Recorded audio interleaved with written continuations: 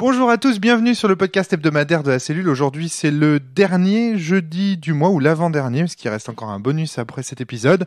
Et aujourd'hui, c'est un podcast sur sens, un podcast sur les faits, avec Cédric. Cédric, ça va, la patate? Salut, la pêche. Cette fois-ci, tu n'es pas dans un téléphone, on t'entend bien. Oui, ce sera mieux, puis je vous entendrai mieux également. Ça, c'est assez super. Et Flavie est également avec nous. J'ai décidé de changer un petit peu, de ne pas dire la pêche. Mais oui, je veux bien. D'accord, bon, très Voilà. bien. Donc Flavie est résolument en forme. Peut-être commencer avec cette question qui m'est arrivée sur Internet d'un certain Romain T. Il m'a écrit ce mail dans lequel il me dit la chose suivante. Il me semble évident que je pisse debout risque d'être inutile et que le fait je suis dans la matrice, je suis fan de sens ou je suis Dieu sont des faits qui vont poser problème. Déjà, qu'est-ce qu'un fait vrai ? Première question.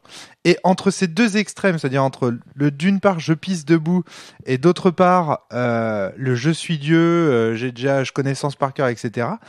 Quel genre de faits seront vraiment à la fois valides et utiles en termes de jeu? J'ai envie de dire qu'il y a deux faits différents. Hein. Il y a plusieurs questions. Il y a les faits de cellulis. Et les faits du simulacre. Donc si tu mets je suis Dieu dans le simulacre, ça ne voudra pas dire la même chose que si je suis Dieu dans le cellulis, mais là aussi ce sera problématique, mais pour des raisons de médicaments un peu différents. C'est ça. Le truc, c'est que dans les faits de cellulis, on met des faits qui concernent le joueur. Dans les faits de simulacre, les faits qui concernent le personnage dans la fiction de sens. Ce que j'entends par des faits vrais, alors en fait c'est un abus de langage. Théoriquement, dans la théorie, les faits ne peuvent pas être vrais. Ce qui est vrai, ce sont les propositions qui portent sur des faits. Typiquement, si je dis Cédric est avec nous dans ce podcast, la proposition Cédric est avec nous dans ce podcast est vraie parce qu'il y a un fait dans le monde, Cédric est avec nous dans le podcast. C'est-à-dire que les faits, c'est ce qui rend vrai les propositions qui portent sur eux. D'accord ? Et inversement, il y a des propositions qui sont fausses. Voilà, absolument. Si je dis la proposition Cédric est à Lille, c'est une proposition fausse parce que dans le monde, il y a un fait qui dit Cédric est avec nous dans ce podcast à Saint-Malo, par exemple. Voilà. C'est pourquoi je préfère le terme que tu utilises dans Sens Néant, qui est le terme de lien, que je trouve plus approprié que le terme de fait. Eh bien, c'est très bien que tu parles de ça parce qu'en fait, les faits et les liens, justement, ne sont pas les mêmes choses. Ils ne portent pas sur les mêmes objets. Le lien, donc ça c'est très très bien. Le lien, c'est quelque chose qui a à voir avec les sentiments. Alors que dans les faits, il n'y a pas de sentiments. Mais il y a dans les faits, on se rend compte qu'il y a souvent des sentiments. Voilà. Et pour ma part, ce sont toujours des sentiments. Alors, ce qu'il faut bien distinguer, c'est là, on va parler de sens renaissance. On va peut-être pas parler des liens. C'est juste pour la parenthèse. Mais les liens sont toujours de la forme je suis attaché à quelque chose. Oui. Ce qui suppose qu'il y a un être pensant, sentimental, qui s'attache à des choses. Alors que dans les faits, on n'a pas les faits. En fait, ça peut être des faits qui concernent un objet. Tu vois ce que je veux dire? Oui, tout à fait. Hein, mais encore une fois, pour ma part, c'est non, mais similaire. Ça en fait, le truc, c'est que alors ça, c'est un thème de podcast à lui tout seul, la différence entre les faits. Je pense aussi. C'est juste que ça dépend en fait de la métaphysique que tu emploies. Ouais, tout à fait. Dans Sens Néant, on suppose une métaphysique sentimentale. C'est-à-dire ce qui existe avant toute autre chose, l'ontologie principale de l'univers, ce sont des sentiments, des éléments, des sentiments. Alors que ce qui existe dans Sens Renaissance, puisque c'est un univers de scientifique, de scientisme un petit peu, avec cette histoire de Cosmo et Rebirth, de Cosmo et Rebirth, de déterminisme, de science absolue, de Wittgensteinien, absolument. Et bien dans cette de Wittgensteinianisme, en fait, ce qui existe dans ce monde-là, ce sont des faits bruts, donc les faits dans le monde. Et donc du coup, le fait déjà d'utiliser des faits dans Sens Renaissance et d'utiliser des liens dans Sens Néant implique que les deux personnages qui racontent l'histoire, celui qui raconte l'histoire de Sens Renaissance et celui qui raconte l'histoire de Sens Néant, ou en tout cas l'histoire de Sens Renaissance et l'histoire de Sens Néant, sont des histoires qui vont parler d'un monde différent ou d'une manière de voir le monde différente. On rentre peut-être pas dans le détail dans les débats entre le fait et les liens. Dans ce cas-là, on fera plutôt un podcast là-dessus. Carrément. Les faits font vraiment plus référence à un univers de science-fiction. Oui, tout à fait. On est vraiment plus là-dedans. Je suis totalement d'accord avec ça. Avec, je sais pas, on imagine bien le vaisseau spatial, c'est un fait, les choses sont un peu froides, les êtres humains sont, il y a des machines à côté d'eux, on essaie un peu de nier leurs sentiments, enfin, il y a vraiment tout ce côté-là qui va avec. Dans l'aspect fait, effectivement, il y a l'aspect détaché de toute forme de sentiment, toute forme de pensée. Il n'y a besoin de personne pour penser des faits. On n'a pas besoin de sujet pour penser des faits. Par exemple, avant même que l'humanité ou tout être pensant existe dans l'univers était déjà, selon Wittgenstein, là on est dans la métaphysique de sens, qui est une métaphysique wittgensteinienne, l'univers était déjà empli de faits. Mais ce que je trouve amusant, c'est que... Alors que les liens, c'est pas pareil. Les liens, il y a besoin d'un sujet pour le penser. D'un côté, en fait, on pourrait envisager le fait que, comme il y a Cosmo et Rebirth, du coup, on est dans un univers de faits, que quelque part, les bugs, en fait, seraient là pour contrer cette métaphysique-là et apporter une nouvelle métaphysique de sentiment. Absolument. C'est exactement le propos du jeu. C'est pas mieux. Le truc, c'est que ce qui est très important, c'est de partir de ce point que définir des objets, des personnages, des éléments du jeu en termes de faits, ça a une implication forte sur la vision du monde qui est portée par Sens.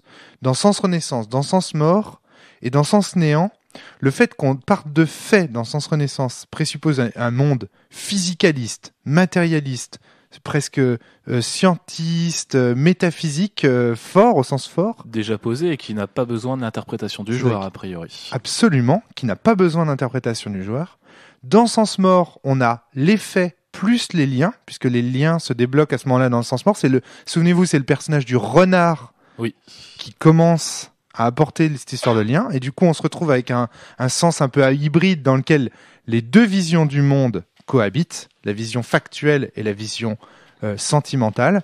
Puis dans Sens Néant, où là, on franchit carrément le pas, on se débarrasse même carrément des faits, et il ne reste au personnage que des liens. Donc ça, c'est pour la distinction fait-lien. Et qu'est-ce qui se passera dans Cosmo ? On ne sait pas. Alors, bon, ce sera pour l'année prochaine. J'ai fait ce que j'ai pu, les auditeurs, mais il lâchera pas. En espérant que ce soit lien fait. Alors, bravo. Alors, l'objet, c'est l'ensemble de ces faits, j'ai mis. Oui, donc ça, c'est très important de comprendre que pour Wittgenstein, un objet, quel qu'il soit. Alors d'ailleurs, vous voyez, là ici, on est bien en train de parler d'un personnage. L'objet, ça peut être aussi un individu. Oui, tout à fait. C'est voilà, là tu te retrouves avec un objet particulier qui est un personnage et qui va avoir des faits. Genre oui, j'ai une puissance musculaire qui me permet de soulever 40 kilos. J'ai un cerveau qui me permet de faire 3 calculs en même temps. Je suis un joueur d'échecs, etc., etc.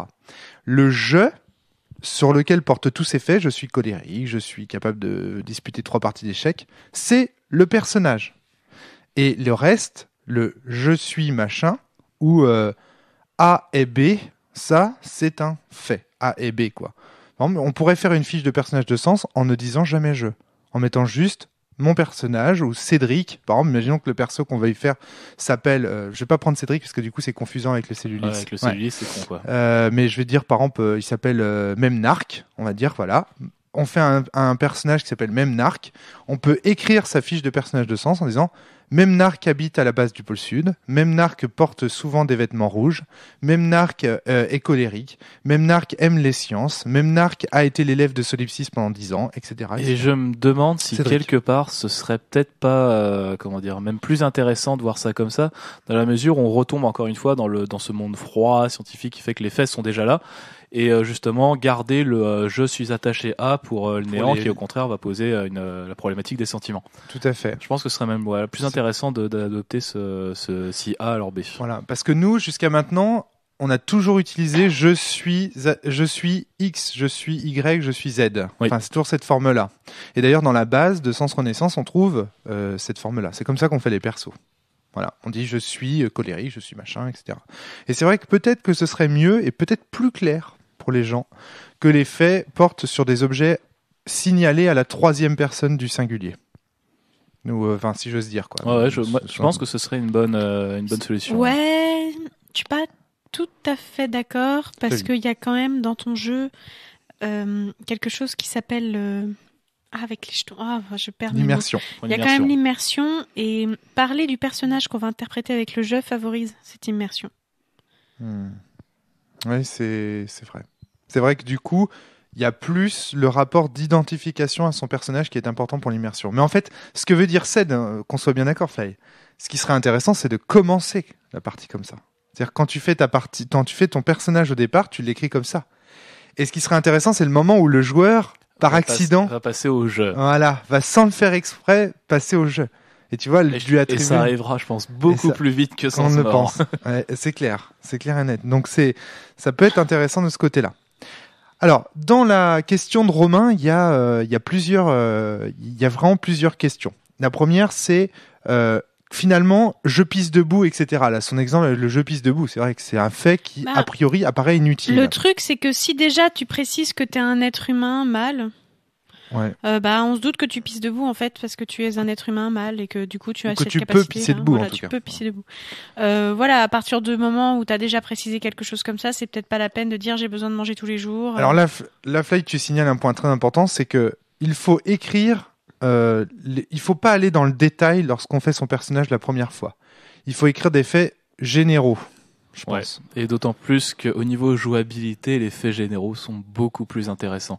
Je pense que là, pour répondre à la première question de Romain, c'est ça en fait. Il faut faire une classification des faits. Il faut voir ce qui va, alors non pas être le plus utile, mais ce qui va englober le plus de choses, ce qui définit mieux. Comme dit Flavie, tu vois, de dire je suis un homme au sens sexuel du terme. C'est un très bon exemple. Ouais, c'est un très bon exemple. Ça permet déjà d'isoler certains faits, etc. Mais je pense que derrière, il y a la question de la liberté en fait qu'on donne à ces faits, chez Romain. Alors, ce qu'il faut savoir, c'est que d'abord, du point de vue du système, quand on fait jouer un fait en cas de conflit, on gagne un 2% dans la rune impliquée par cette action. Bon.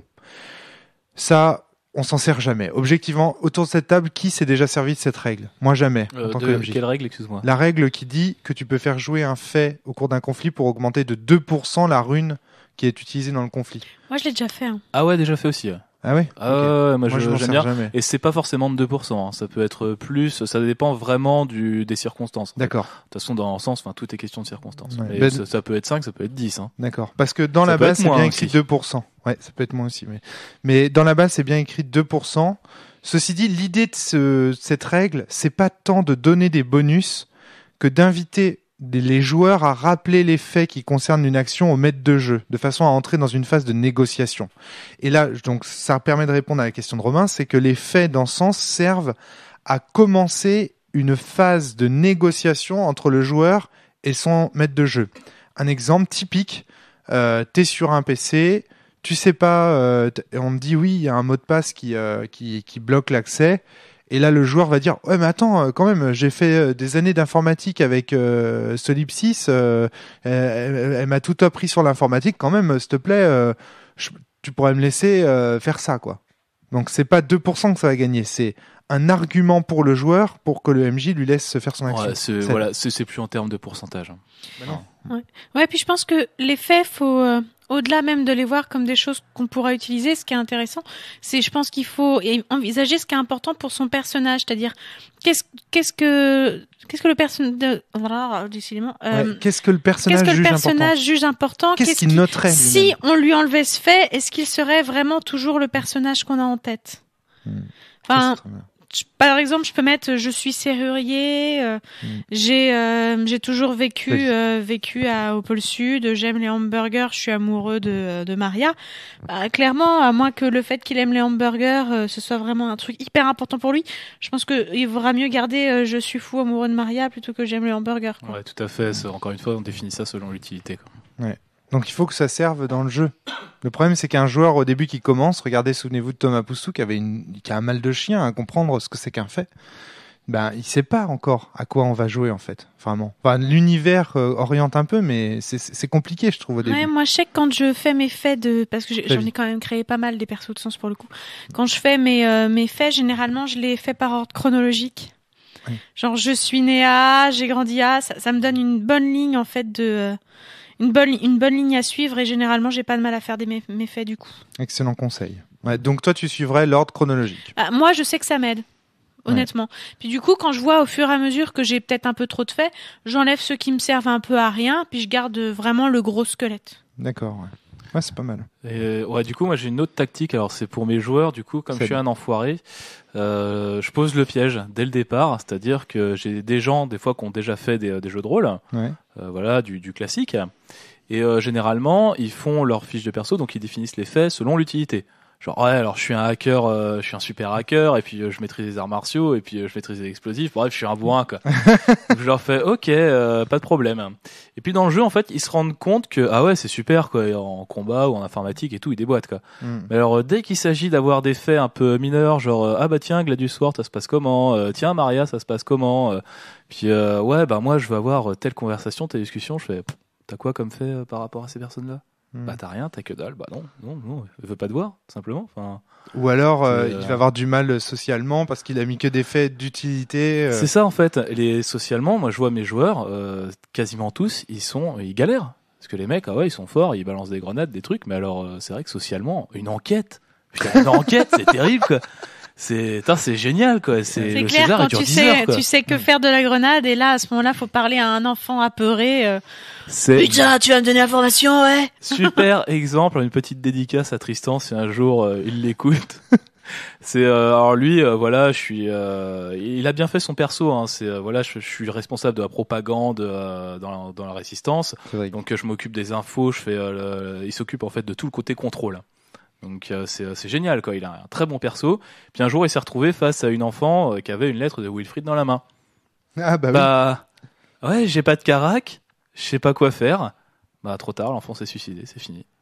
Résultat des courses, après le scénar, il est venu voir, il a fait ouais bon bah j'ai compris certaines choses et du coup dans les faits, hop, il a fait bah moi je rajoute ça.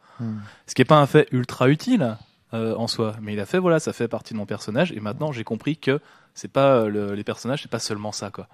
C'est pas des gens qui balancent des grenades et qui sont balèzes en informatique quoi. Alors pour les auditeurs, hein, Wilfried c'est un poète dont le pouvoir c'est de tuer, de provoquer le suicide des personnes qui lisent ses poèmes. Donc voilà, d'où l'explication. C'est pour ça que la petite fille avec le poème. Ouais, c'est pour ça que la petite fille. Alors. Donc tout ça c'est vraiment pour le fait de simulacre hein, on est bien d'accord, on parle toujours des faits de simulacre et donc vous de faire suicider les petites filles hein, donc alors toi tu es dans un registre Cédric qui est plus de l'ordre de laisser les gens se planter au départ sachant que de toute façon ils vont pouvoir rajouter des faits etc. Complètement. Et donc après ils vont comprendre que l'univers de sens est plus permissif en termes de faits qu'ils ne le croient et augmenter d'accord. Donc ça c'est une première stratégie. Moi je pense que dans un premier temps il faut, en fait, les faits utiles et les faits interdits ou dégénérés sont importants à présenter en même temps dans ce podcast. C'est-à-dire je pense que c'est important de leur expliquer aussi que les faits doivent être cohérents avec l'univers. Voilà.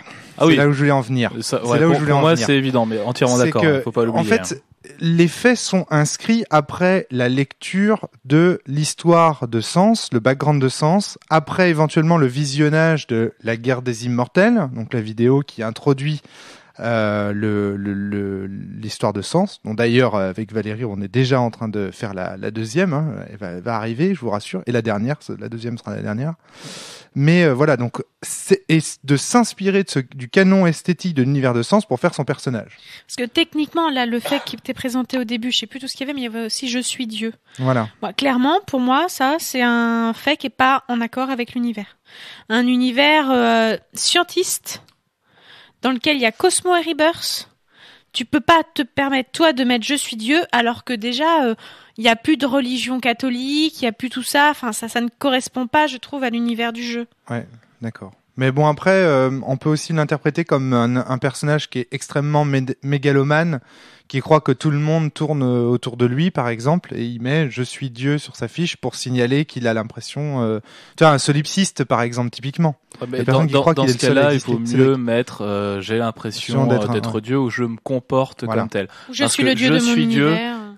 Il peut poser problème au maître de jeu en disant bon ben voilà moi j'ai ça comme fait donc je suis désolé mais ça fonctionne. Tout à fait. Alors ça c'est quelque chose qui est très important et c'est pour ça qu'on parle de faits vrais aussi, c'est qu'il faut que les faits puissent d'une certaine manière donner lieu à des propositions vraies. Si la personne, comme vient de le dire Cédric en fait, si la personne met dans les faits je suis Dieu, si quelqu'un dit par exemple, mettons que Memnarch a mis je suis Dieu sur sa fiche de personnage, si à un moment donné quelqu'un dit Memnarch est Dieu, eh ben il a raison. Parce que le fait, sur la fiche de personnage, lui donne raison. Donc du coup, effectivement, c'est problématique. Ouais. Donc il faudrait plutôt mettre ce que Cédric a dit, je me prends pour un dieu. Ou... Non, mais dans tous les cas, je trouve que ça va pas. C'est comme on avait donné un exemple dans un précédent podcast qui date déjà quand même d'il y a un certain moment. Je peux invoquer des baleines cosmiques. Clairement non quoi. Enfin, ça va pas du tout avec le trip du jeu. Alors voilà. Alors ça, je voudrais tout de suite parler de ça. Dans la kit d'initiation, on trouve un exemple de personnage qui est Sephiroth de Final Fantasy VII en disant regardez, les faits vous permettent d'avoir une extrême liberté sur vos personnages et vous pouvez même faire des personnages d'une autre fiction qui seraient invités entre guillemets dans l'univers de Sens. En fait, ce kit d'initiation sera bientôt révisé parce qu'on s'est aperçu à plusieurs reprises que ça ne fonctionne pas. Que si les personnages sont importés d'autres univers, souvent ils font tâche dans l'univers de Sens. Alors ça peut aussi marcher, ça peut aussi fonctionner. Mais si ils ne respectent vraiment pas le canon esthétique de Sens, ce sera plus facile s'ils viennent de Star Trek que s'ils viennent de Sephiroth quoi. Même Sephiroth encore ça peut passer. Sephiroth ça va encore. Ouais. Mais par ça exemple, peut pas être Mickey quoi. Voilà, c'est ça. Exactement. Exemple, ça, c'est un excellent exemple. Voilà, Mickey. Où là, ça devient ridicule, en fait. Et comme le canon esthétique du Sens, c'est quand même un univers qui se prend vachement au sérieux. Si tu me fais son Mickey... créateur, d'après ce qu'on a pu comprendre. Ça, t'es sûr. Je t'ai tendu la perche pour me faire battre, là. Ça, c'est clair et net. Donc...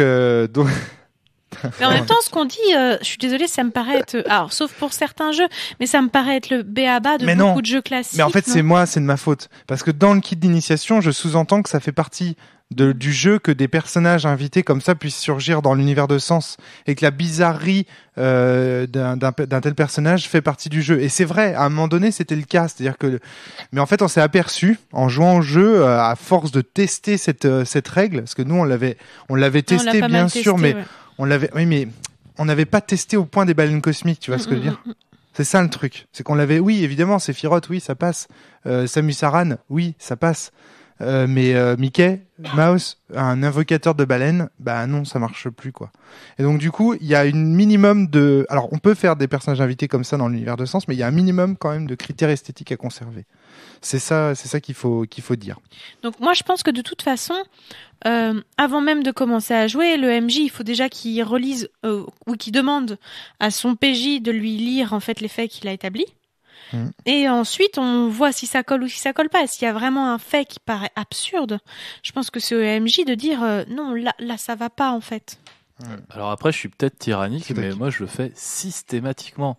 Dès que, quand ils font leur fiche de perso, je repasse derrière, déjà, ne serait-ce que pour faire le miroir, voir si ça correspond, je discute avec mes joueurs. Jusque-là, j'ai jamais eu de problème.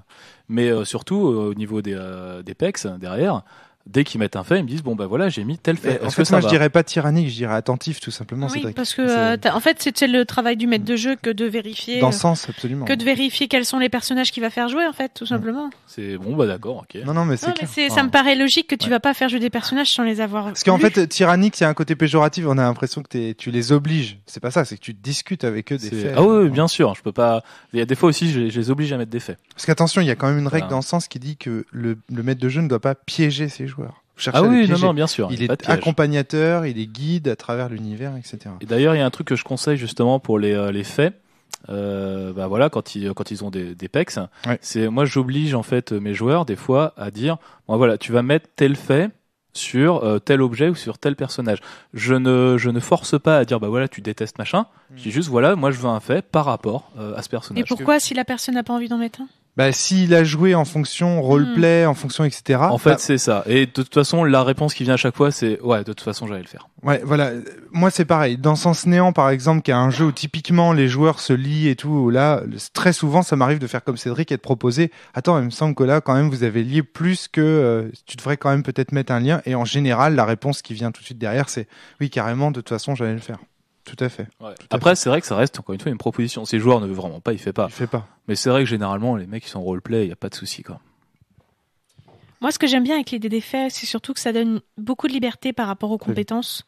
Parce que du coup, il y a toujours une question d'interprétation et ça, je trouve que ça amène beaucoup de richesse, notamment aussi dans ce qui est sous-entendu dans l'histoire. C'est-à-dire qu'au lieu d'avoir une liste de choses qu'on sait faire, on va avoir une liste de de faits qui nous disent qui on est. Donc on va pas forcément avoir que des choses qu'on sait faire, on va avoir des choses qui nous touchent, des choses qui font partie de notre personnalité.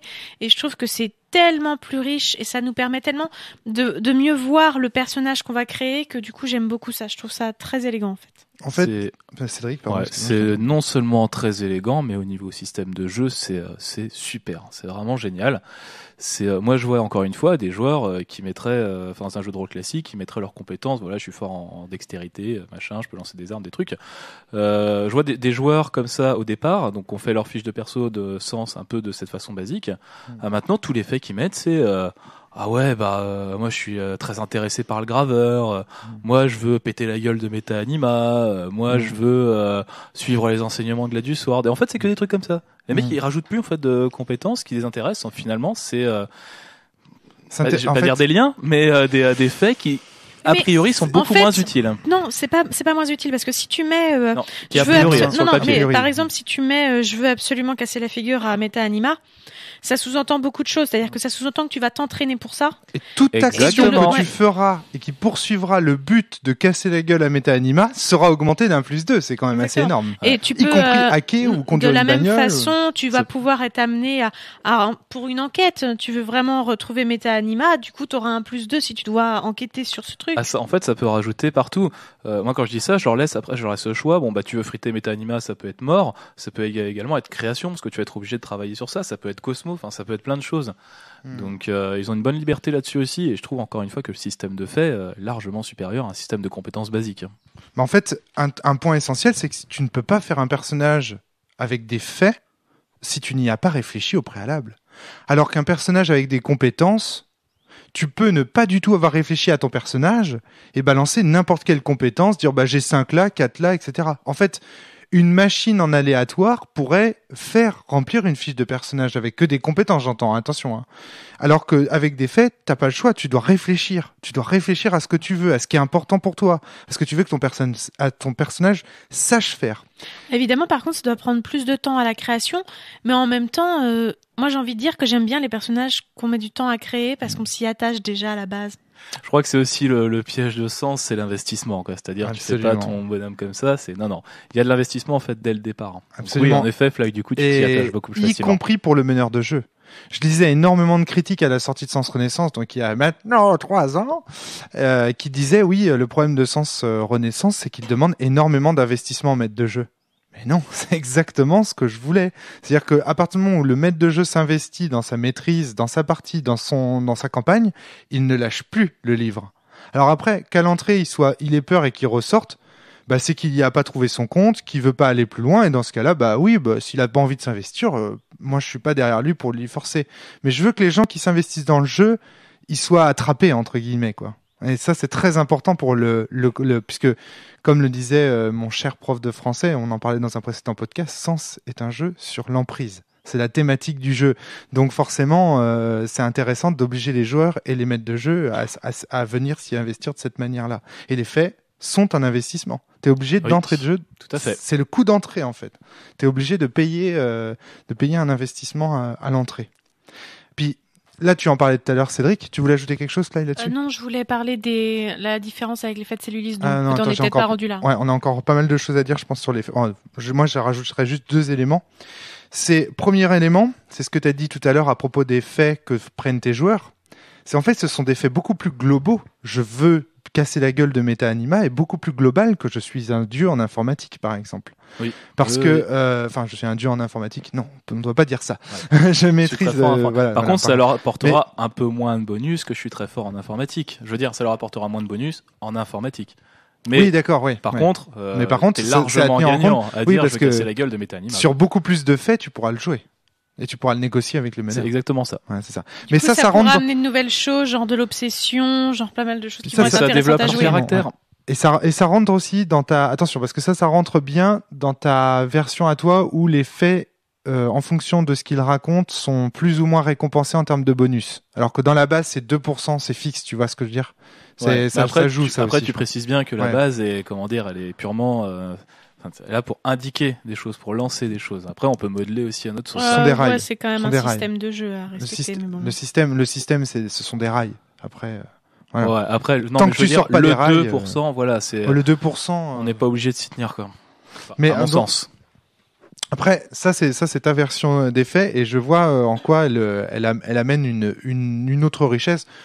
Je pense pas qu'on puisse dire que parce qu'il a changé le 2% en X%, il ne joue plus à sens, tu vois. Alors que si tu remets un système de dés, tu vois, là, bon. C'est compliqué ça. D'ailleurs, ça pourrait faire une bonne thématique de podcast. Jusqu'où est-ce que on peut faire varier un système, et ouais, ça ferait une très bonne thématique de podcast. On en parle très souvent. Oui, il faut pas changer les systèmes de jeu, faut jouer by the book, etc. Exactement comme c'est écrit dans la base.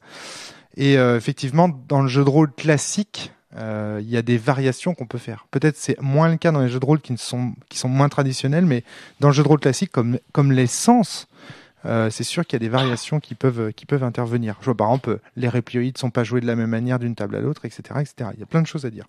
Bref, c'est pas la thématique immédiate. Mais ce qui est intéressant dans ces faits généraux, c'est que tout est mis au même niveau. Ce qui n'est pas le cas des compétences qui, d'entrée de jeu, dans le système de compétences, on a des catégories. Il y a le social, il y a le physique, il y a l'esprit, il y a l'âme, il y a le corps. Très souvent, on trouve cette espèce de trinité dans les jeux parce qu'elle appartient à la trinité ésotérique. Et là, ici, tout est sur le même niveau. Le corps, l'esprit, l'âme, tout est sur le même niveau. Tout ce qui compte, c'est ce qui est important pour toi, les faits que tu as choisi de mettre à ton personnage. Donc ça, c'est un point quand même qui est intéressant avec les faits et qu'on retrouve également avec les traits dans Dogs in the Vineyard, avec les traits dans le Démiurge de Frédéric Sintès, avec les traits dans les jeux comme les jeux forgiens, etc. On trouve ça dans tous les systèmes de traits. Donc voilà, c'est pas une invention de sens, loin de là, mais c'est pratique d'avoir ces faits qui permettent d'intervenir à d'autres niveaux. C'était pas aussi dans Nobilis, dans mes souvenirs, je sais plus. Dans Nobilis, J'ai un trou. Pas de traits. On a des liens, on est attaché à. Ouais. Il y a des points de royaume, des points de. Ouais, il y a quand même des points, me dedans. De toute façon, on fera un one shot sur Nobilis. Ah ouais, ce serait cool. On l'a promis et on le fera. J'y ai pas joué depuis des années, mais j'avais bien aimé. On le fera. Et puis, donc, on parlait d'investissement tout à l'heure, mais moi, ce que j'aime bien aussi dans l'approche factuelle des personnages, c'est que ça permet aussi de dresser un historique et de montrer que le personnage, ce n'est pas qu'un ensemble de compétences, ce n'est pas qu'un réseau d'utilités et de fonctions, ce n'est pas qu'un personnage. Un personnage n'est pas que fonctionnel, il est aussi fictionnel. Il a une histoire, il a un passé, il a des amants, etc. Et les faits impliquent cela directement. Cédric. Et même pour rajouter du piment, c'est le système de fait vraiment génial parce qu'un fait qui peut être négatif, exemple, je me suis fait crever un œil. C'est chiant de se faire crever un œil. Ça rajoute quand même du piment à ton histoire, quoi. C'est d'un côté c'est négatif parce que oui, tu vas avoir des malus, quoi. Ça c'est fatal. Mais de l'autre côté, t'as toute une histoire qui va derrière, qui va peut-être t'apporter des bonus. Ça c'est vachement intéressant. J'ai perdu un œil à cause du graveur. Ah du coup, ok, je vais moins bien le voir, le graveur. Et quand je vais l'avoir devant moi, par contre, je vais gagner des bonus parce que c'est quand même lui qui a crevé mon œil. Ouais. Donc ça, c'est pour l'approche basique du truc. Et du coup, ce qui est bien, c'est que ton histoire est de plus en plus riche grâce à ça. Donc les faits ne sont pas forcément positifs, genre je suis balèze en informatique. Non, le moindre fait peut être utilisé à bon escient. Voilà. Les faits sont forcément positifs. Et ça, déjà, c'est une vision du monde aussi. C'est-à-dire que quoi qu'il t'arrive, dans ton histoire, rien ne te plombera. Tout te sera favorable. Et donc c'est ça aussi que j'ai envie de répondre à Romain qui nous demandait tout à l'heure, entre ces deux extrêmes, il y a de quoi faire. Alors quel est le genre de faits qui seront à la fois valides et utiles en termes de jeu? J'ai envie de lui répondre, mais tous. Tous, absolument tous. À partir du moment où ils sont dans le canon esthétique du jeu, où ils sont pas effectivement d'une forme je pisse debout qui serait ridicule, en fait... Alors là, j'ai envie de... Surtout, est-ce que quelqu'un aurait envie de mettre ça sur une fiche de perso? Oui, voilà, c'est ça. Est-ce qu'il a l'expérience de quelqu'un qui a envie de mettre ça sur une fiche de perso? Moi, j'ai envie de rajouter une règle que je n'ai pas rajoutée, mais qui m'a été inspirée par l'excellent jeu de Fabien Hidvain, Monostatos, qui est une des règles fondamentales de Monostatos, c'est que lorsque l'on raconte, on n'a pas le droit de ridiculiser un personnage. Qu'il soit chez les adversaires ou qu'il soit allié à son personnage. Tu vois ce que je veux dire, Cédric? Donc ça fait que du coup, c'est-à-dire, en fait, ça fait que parce que dans Monostatos, la narration est de temps en temps partagée. Et donc du coup, tu te retrouves en possibilité en tant que joueur de décrire la façon dont les ennemis perdent les conflits. Et il dit, la consigne, c'est ne jamais ridiculiser, même les ennemis que vous décrivez. Toi, tu ne te ridiculises jamais. C'est-à-dire qu'il n'y a pas de scène ridicule. Et de cette manière-là, dans Monostatos, tu te retrouves avec des scènes qui sont toujours classe. Le méchant, il perd toujours d'une manière classe. Tout est classe. Tu vois ce que je veux dire ? C'est une super règle. Dans ce sens, tu peux l'appliquer aussi en sens, ne faites pas des personnages ridicules. Déjà, si tu mets cette règle-là, tu t'évites les problèmes de Mickey Mouse, de l'invocateur de baleine, etc. Je pense que Cédric. Moi, la règle de Fabien, même si dans Monostatos, ça doit vraiment bien coller, dans ce sens, je vois pas l'intérêt de l'utiliser parce que les gens qui vont jouer à Sens, finalement, savent à quoi s'en tenir. Ouais. On leur a fait le briefing. Les mecs, ils savent très bien, normalement, qu'ils vont pas faire Mickey Mouse. S'ils sont là pour faire Mickey Mouse, soit c'est pour tester le jeu dans ses limites. Ok, dans ce cas-là, tu fais des playtests, mais tu viens pas pourrir une table. Soit le mec, il a rien compris. Et les autres, de toute façon, vont lui dire non, mais puis attends, avec Coco, le système de l'immersion, j'ai envie de dire que t'auras pas envie de faire ça, quoi.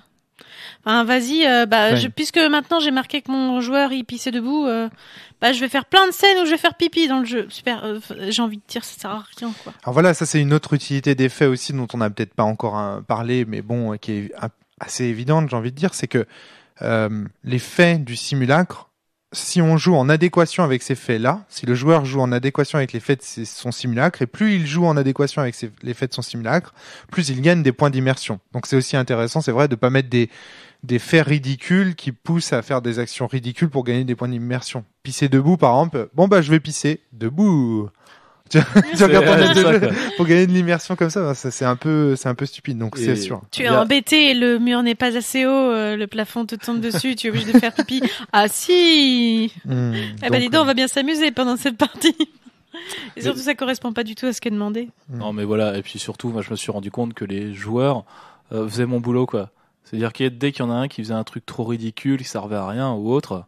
Là c'est pas encore arrivé à ma nouvelle table, mais les joueurs sont là pour le sanctionner, quoi. Et dire non mais tu déconnes, maintenant t'arrêtes, quoi. C'est c'est fini, sinon tu joues plus avec nous, tu dégages, on fait un truc, mais tu t'arrêtes.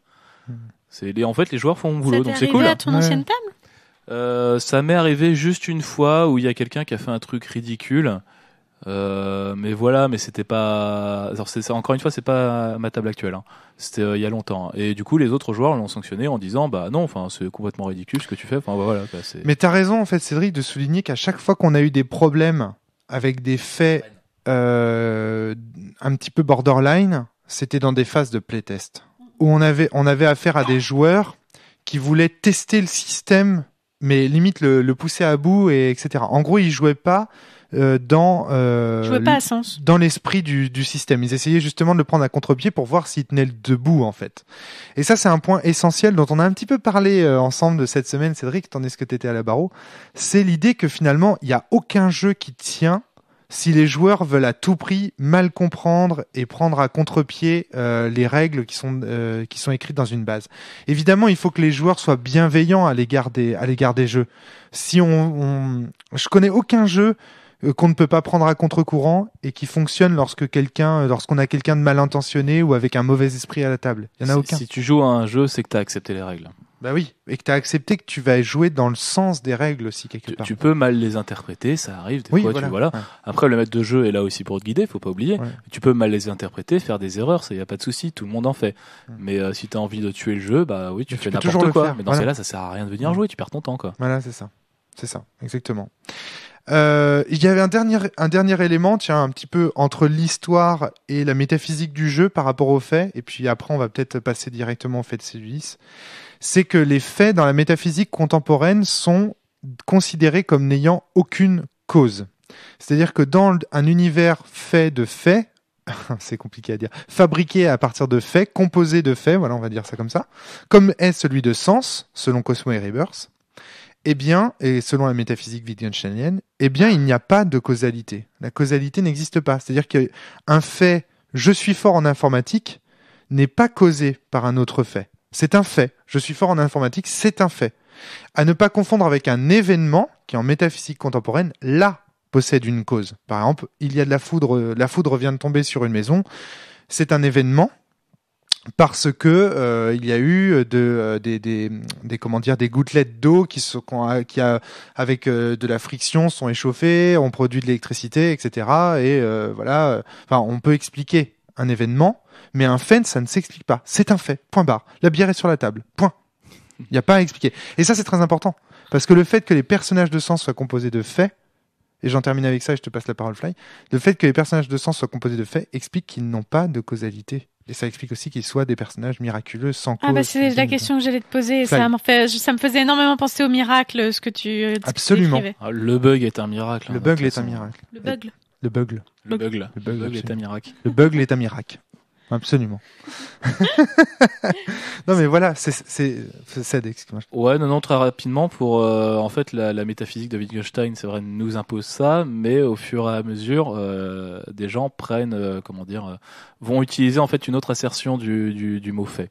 Je pense. Et justement, ne vont plus se poser dans cet état de fait, mais bien dans le cas d'une causalité. Et notamment, plus on se rapproche en fait de Cosmo et Rebirth, c'est-à-dire plus on se rapproche de Mars, et plus justement, je pense que le joueur est amené à remettre en cause cette métaphysique wittgensteinienne. Absolument, absolument. On peut passer au fait de Cellulis. Ouais. Je pense qu'on a bien débriefé sur cette notion de fait. Alors, les faits de Cellulis maintenant. Quels sont-ils? À quoi servent-ils? Etc., etc. Alors, qu'est-ce que c'est que les faits de Cellulis? Quelqu'un veut se lancer? Non, c'est moi qui explique. Ouais, non, très rapidement, les faits du Cellulis sont des faits qui déterminent, parce que Sens adore déterminer, le joueur. D'accord? Ouais. Donc on n'est plus dans le cadre du personnage, on n'est plus dans le cadre du simulacre, mais les faits sont là pour définir ta personnalité. Qui joue? En fait, voilà, qui se cache derrière le simulacre. Absolument. Et ce qu'il faut voir, c'est qu'ils interviennent avant les faits de simulacre.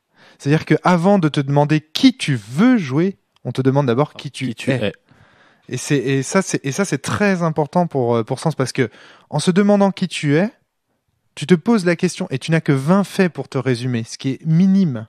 Alors souvent, ce que je fais en convention, c'est que je dis, attention, il faut que les faits vous définissent vous et vous seul.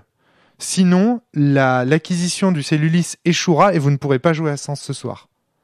Donc, tu sais, pour représenter un côté un peu rituel, un peu mystique, métaphysique, etc., je leur dis, il faut que vous déterminiez des faits. Par exemple, si vous mettez, je m'appelle Cédric, toutes les personnes qui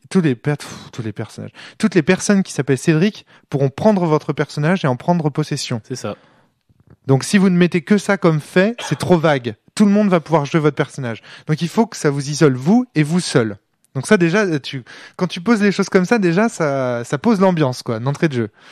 Alors après, parce que comme ça on va éluder le reproche directement. Il y a un reproche à faire au fait du Cellulis. Cédric. Je serais tenté de dire comme au fait du simulacre, mais c'est différent parce que le simulacre est un miracle. Le Cellulis, en fait, si je dis je suis Cédric Kersao, ouais. C'est voilà, tout est dit en fait. Normalement, je ne devrais pas avoir à mettre d'autres faits parce que justement, ce fait-là englobe les autres. Oui, mais non, parce qu'il y a plusieurs Cédric Kersao. Je suis désolé de te l'apprendre, mais si tu tapes sur Facebook Cédric Kersao, il y en a d'autres en fait. Pas de chance. Pas et attends, je vais plus loin. Plus loin, Cédric. Il y en aura d'autres. Il y en aura d'autres. Et il y en a eu d'autres. Il y en a eu d'autres, il y en aura certainement d'autres, mais dans ce cas-là, j'ai juste à rajouter une indication. Ouais, laquelle? Comme par exemple la date de naissance. La date de naissance, voilà. Et dans ce cas-là, on est peinard. Et dans ce cas-là, normalement, ça comprend tout. Absolument. Absolument. Mais bon, mais sinon, mais sinon c'est chiant à jouer quoi. Enfin, mais voilà, mais il le faut de toute façon pour le système. Il faut établir des faits du Cellulis. C'est vrai que tu peux faire ça. Après, je pense que quand je dis ça en convention, la plupart du temps, ce que cherchent à faire les gens, c'est pas à contourner le système. Ils cherchent à justement savoir qu'est-ce qui les définit en propre. Est-ce que ce qui me définit, c'est le fait d'être né en 1983 et de m'appeler Romaric Briand? Est-ce que c'est uniquement ça que je suis? Oui, voilà, c'est pour ça qu'en fait, si je dis ça, c'est pour que le maître de jeu puisse répondre en fait à ce genre de questions. Voilà, ouais. Dire voilà, pourquoi tu m'emmerdes à mettre toutes les définitions alors que si je mets ça et ça, c'est bon, c'est réglé. Il faut c'est ça. Il faut chercher à comprendre qui on est vraiment et ce qui est vraiment important pour nous, quoi. D'accord? Et d'ailleurs, ça donne lieu des fois à des situations qui sont bien cocasses, quoi, parce qu'on sait toujours qui on veut être, mais quand on détermine qui on est, voilà, tiens, j'ai fait une fac de philo, je suis prof, ah ouais, merde, je pisse debout, quoi. Parce que je sais plus quoi mettre sur ma fiche, quoi. Ouais, mais puis, je pense qu'il y a... Il y a des gens, je pense qu'ils doivent se rendre compte qu'ils sont inutiles, en fait, en écrivant leur fait cellulis, quoi. Ils doivent être désespérés, quoi. Bon, j'ai mon permis de conduire. Ils se sentent, attention, je dis pas qu'ils le sont, mais ils doivent se sentir inutiles, quoi. Mais en fait, je pense qu'il y a des gens qui ont eu beaucoup de difficultés à faire ce travail d'introspection, à se dire ce qui est défini. Aussi par modestie, c'est-à-dire il y a des gens qui se disent non, mais je veux pas écrire, ça me semble un peu prétentieux de dire ce que je sais faire et tout. Ouais, je pense que c'est ce qui doit mettre le plus mal à l'aise. Sur les conventions, j'ai eu des tas de réactions. Je pense. Il y a aussi le fait de se décrire une personnalité. On a tous envie de montrer le meilleur de nous-mêmes. Tu vois ce que je veux dire? C'est exactement ce que disait le patron de Facebook. Et du coup, oui, non, si. Il disait que sur Facebook, les gens se construisaient des profils, des profils fictifs en fait. Et parce que sur Facebook, ils pouvaient enfin être ce qu'ils voulaient être et pas uniquement ce qu'ils étaient.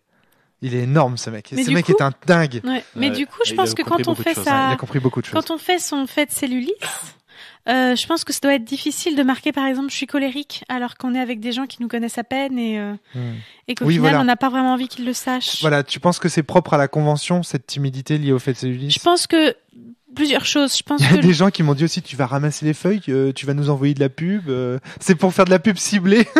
Excellent. Ce serait pas con, ceci dit. Ouais, je pense en humour, il me disait ça. Il faut avoir un contrat avec la personne qui va écrire le fait cellulis, à savoir que déjà avoir son accord pour lire et de lui dire qu'on le fera pas lire à d'autres personnes, quoi. Ouais. Alors que les faits de simulacre doivent être lus à haute voix aux autres joueurs, les faits de cellulis n'ont pas à être lus à haute voix aux autres joueurs. Mais moi, je le fais quand même en convention parce que ça permet aux gens de se présenter autour de la table.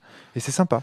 Pour les faits de cellulis, moi, je laisse le choix, tout simplement, en joueur. Je pense que tu as raison. Tout le monde n'a pas à connaître la vie privée d'eux. C'est clair. Après, je pense que par contre, sur la relation, donc le contrat, en fait, maître de jeu, joueur, est déjà institué dans la mesure où le joueur accepte de jouer. Donc, c'est-à-dire, voilà, t'inscris tes faits de cellulis, c'est-à-dire tu vas jouer à Sens, donc ça veut dire que oui, tes faits de cellulis, moi, je vais en prendre connaissance. J'aime bien aussi l'idée que le maître de jeu ne se découvre jamais dans ce travail. C'est-à-dire que les joueurs arrivent, ils déballent le paquet, et le maître de jeu lui dit rien du tout de qui il est. Il a pas besoin de faire de faits de cellulis et tout ça. Donc, en convention, je te jure. Il habite un archipel. En convention. Qui est-il? En convention, je te jure, ça fonctionne à plein. Les gens qui rentrent dans Sens, ils sont les boules, quoi. Et ça, c'est vachement favorable à l'ambiance du jeu, en fait. C'est pour ça, d'ailleurs, qu'il y a des gens comme Ghislain Morel et tout qui disaient, oui, le Sens, c'est un jeu qui plairait pas à Mireille Dumas.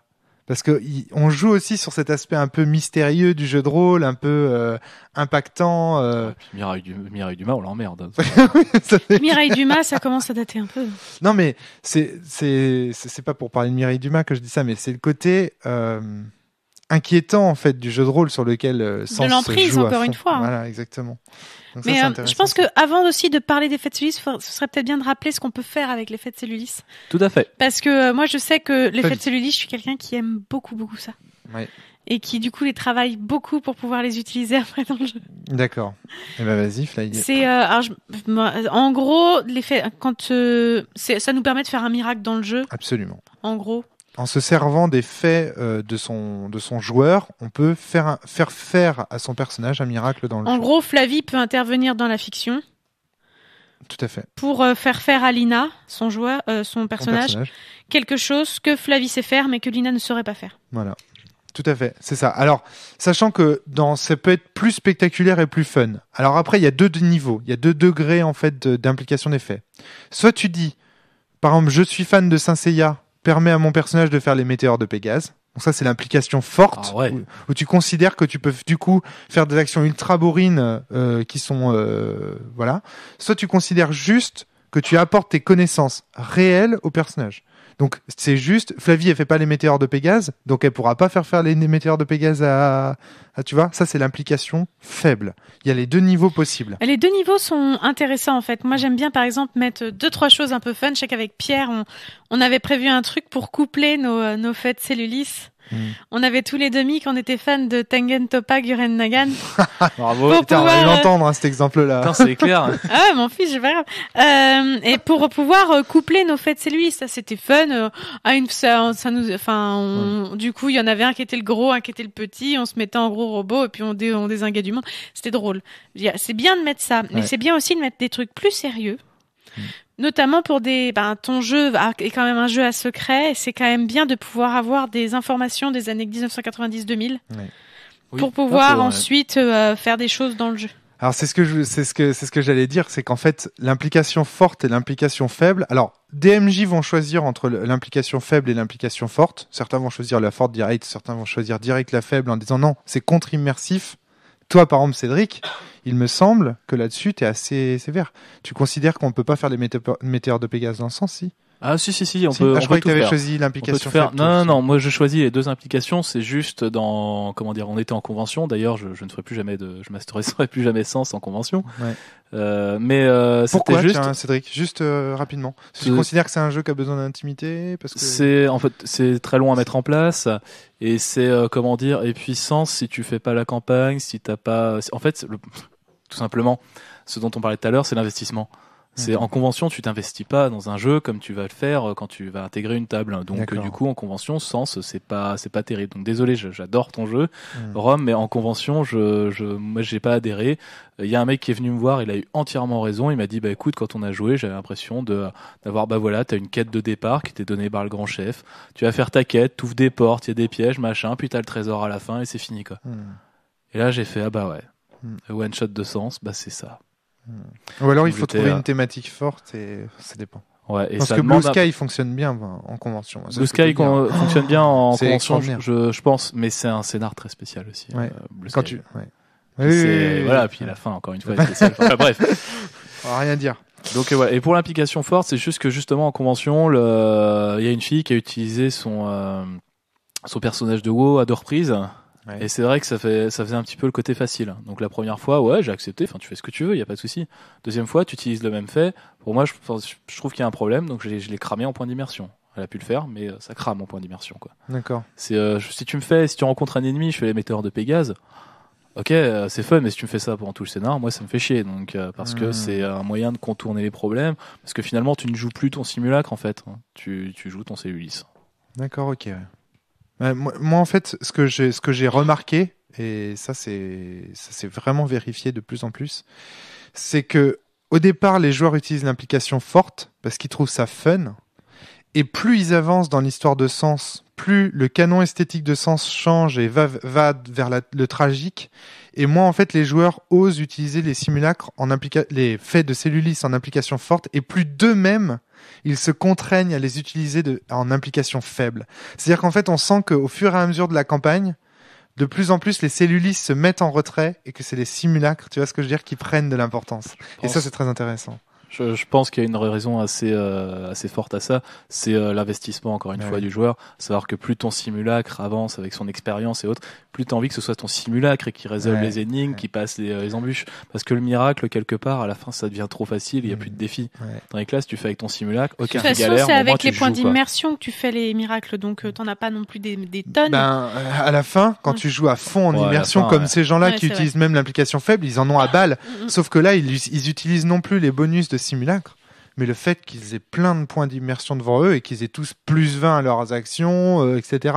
Ou alors ils les utilisent d'une autre manière. Mais en tout cas, clairement, moi j'ai noté que plus ça va, moins on a envie d'intervenir sur le canon esthétique de Sens et plus on a envie au contraire de l'explorer à fond et d'y jouer. Ce qui montre encore plus, pour moi, selon moi, pour le propos du jeu, c'est génial parce que ça montre que justement plus t'avances et plus effectivement Sens te convertit à son abîme. Et pour répondre à la question du coup qui nous avait été posée par mail, je pense que dans les faits de Cellulis, en fait, il y a pas de fait interdit au sens où tu vas pas te décrire comme un dieu si t'en es pas un, quoi. Normalement, dans les faits de Cellulis, tu peux pas mettre je suis dieu. Si tu décris qui tu es, tu vas pas arriver à lui dire non, ce fait-là est interdit. Non, s'il s'est décrit tel qu'il était, il s'est décrit tel qu'il était. Bon, si le mec pense vraiment qu'il est Dieu, appelle l'hosto, mais... Ouais, faut appeler le SAMU, là. Mais même sans ça, par contre, c'est vrai que ça pose un problème de relativisme, à savoir qu'un mec peut écrire « je suis balèze en informatique », alors que ça se trouve, c'est juste une tanche. Il est balèze par rapport aux deux potes qui côtoient, et en fait, il est pas balèze du tout. Mais à part ce genre de problème, je pense que l'effet du cellulisme, personne mettra je suis Dieu ou personne met je sais pas, je suis un trou du cul ou enfin voilà quoi, c'est s'il le met, c'est qu'il a un gros problème de dépréciation oui, voilà. lui-même. Alors Romain nous demande si c'est pas l'effet de cellulisme, ça va forcément faire intervenir des conversations méta sens dès le début du jeu. Oui. Oh bah zut alors. Et il nous demande, voilà, c'est ce que je voulais dire. C'est-à-dire qu'il nous demande est-ce que c'est pas un problème. Au contraire, c'est le but du jeu. Au contraire, c'est le but du jeu. Voilà, c'est ce que je voulais lui répondre. Mais la question est bonne, par contre. Mais oui, parce que c'est vrai que c'est une peur que les gens ont. C'est finalement, est-ce que les joueurs vont pas s'apercevoir trop vite que c'est du méta, etc. Mais justement, c'est ce qui va faire le truc. Bah oui, je pense que c'est ce qui va porter justement. Alors, en fait, plus qu'une révélation finale, la découverte du métasens, c'est une comme on dit déjà, c'est un corollaire. C'est une base en fait pour jouer en fait. Donc c'est pas grave si les joueurs comprennent directement ça.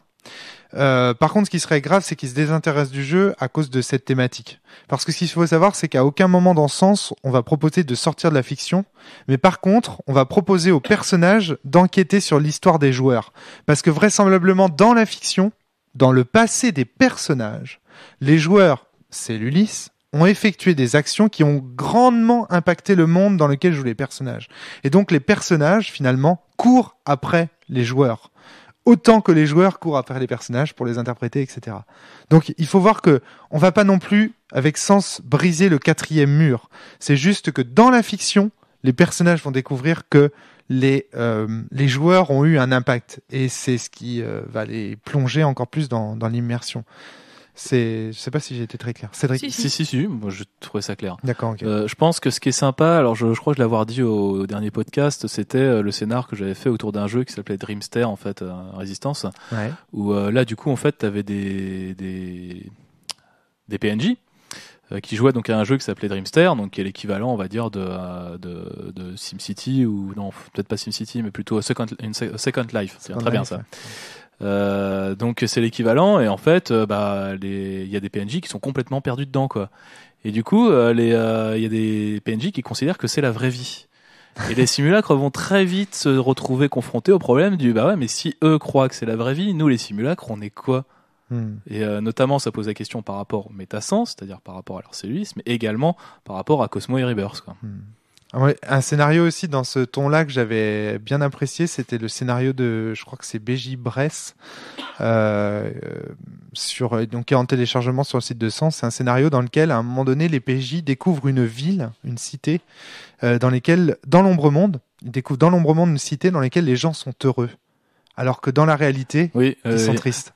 Et du coup, ça implique, mais tiens, quel est mon impact, moi, en tant que simulacre? Et finalement, est-ce que ma présence va vers le mieux et tout? Ça remet en question. Ouais, là, ça remet en question. Et ça, c'est intéressant aussi pour le méta, parce que du coup, tu te poses la question de ton intervention à toi-même dans le monde, etc. Et j'avais trouvé que c'était vraiment une thématique de scénar qui était forte. Avec un quadrilla qui cherche à protéger la ville heureuse, justement, de l'intervention des simulacres des joueurs, et un échec annoncé, quoi. Donc, une petite tragédie dans Sens Renaissance, comme ça, qui peut annoncer un peu de sens mort finalement dans Sens Renaissance, et c'est un excellent scénario que je vous conseille au moins à la lecture. Je sais pas, moi je l'ai pas fait jouer, donc je sais pas ce qu'il donne en jeu, mais en tout cas à la lecture il donne plein d'idées. Le thème est énorme. Donc voilà ce qu'on pouvait dire sur l'effet de cellulisme. Est-ce que vous avez d'autres choses à ajouter? Je crois que on a bien fait le tour. Pour moi c'est bon. C'est vrai que l'utilité d'effet de cellulisme, c'est ça, hein. C'est une soupape en fait à la pression, c'est-à-dire qu'on est en immersion constamment, on gagne de l'immersion et tout, puis à un moment donné on va pouvoir se lâcher en dépensant des points de cellulisme. On s'aperçoit qu'on passe de l'implication forte des météores de Pégase en gros à l'implication faible, où là c'est plutôt le joueur tranquillement qui aide son personnage dans la fiction. Donc on voit tout ça, hein, la manière dont les effets de cellulisme sont déployés au cours du jeu. Je crois qu'on n'a rien oublié. J'ai toujours peur d'oublier quelque chose en conclusion de podcast, mais je crois que c'est bon. T'inquiète pas. Non, de toute façon, on pourra revenir dessus. Sinon, il y a les commentaires. Hein. Voilà. Le blog est quand même ouvert aux commentaires. Tout à fait. Bon, ben voilà déjà ce qu'on pouvait vous dire sur les faits. Et puis comme ça, on a répondu aux questions de Romain et aux questions que de nombreux internautes, y compris sur le forum, posent régulièrement. Ça fait vraiment du bien d'avoir, je pense, fait un podcast là-dessus parce qu'il y a beaucoup de questions sur les faits. Beaucoup de gens qui se sentent perdus avec ça. La question, c'est comme l'a dit Cédric, tout fait est bon à prendre. Il y a pas et éviter les faits ridicules, c'est tout. Et on les connaît les faits ridicules, mais aucun joueur ne veut les mettre sur sa fiche. Donc voilà, tout fait est bon à prendre. D'ailleurs, tiens, dernier truc, et puis après on conclut.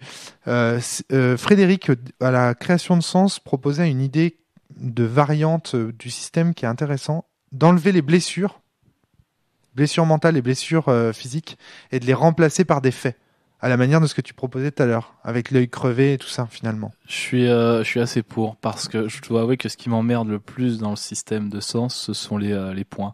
J'ai énormément de mal à les jouer. Autant les faits et tout, je maîtrise, c'est bien, enfin on prend un pied vraiment énorme. Autant les points, les blessures, machin. Alors j'ai fait un scénar donc le scénar du phare, que tu connais bien, Rome. Ouais. Et du coup j'ai essayé de faire jouer ça. Donc ça a fonctionné. Mais je trouve ça toujours chiant d'avoir une petite barre, un truc. Enfin, ça fait très classique, ouais. Alors que finalement, système de sens ne l'est pas. Donc, je pense que la variante de Fred pourrait être une bonne variante. Ouais. Ouais. Mais à bien y réfléchir, je trouve ça bien. Le seul truc, c'est que pour piéger des rôlistes classiques, c'était moins évident avec un système déjà aussi anarchiste que ça, parce que tu t'aperçois tout de suite en regardant ce système de jeu que tu ne peux pas mourir. Et j'aimais bien l'idée que les joueurs se disent « je peux mourir ».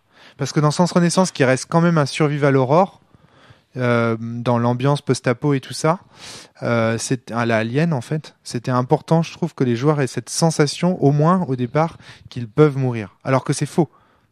C'est faux, ils peuvent pas mourir. Et là, dans le phare, c'est le seul moment où ils ont failli mourir. Mais sinon, avant, je pense pas qu'ils aient eu la sensation de pouvoir mourir. Mais Fred disait que de toute façon, même sans les points de vie, entre guillemets, et ces points de blessure, les joueurs, de toute façon, même avec des faits, ont la sensation de pouvoir mourir, tu vois ce que je veux dire. Mais voilà, c'était peut-être une erreur de game design, ça. Franchement, Sens Renaissance, c'est un vieux jeu. Aujourd'hui, s'il était à refaire, je sais pas si je le ferais comme ça. Mais voilà. Donc ça, c'est une petite proposition de variante en ouverture de ce podcast. C'est est-ce que en fermeture plutôt. Oui, pardon, c'est ouverture au sens d'une dissertation. C'est-à-dire qu'à la fin, tu fais une ouverture, tu vois. Là, ouais. Bon, bref. Bon, voilà, allez, c'est ce qu'on pouvait vous dire sur les faits. Merci de votre fidélité. À bientôt pour un prochain podcast. Salut pour un prochain sens. Salut, jouez bien. Salut. À bientôt.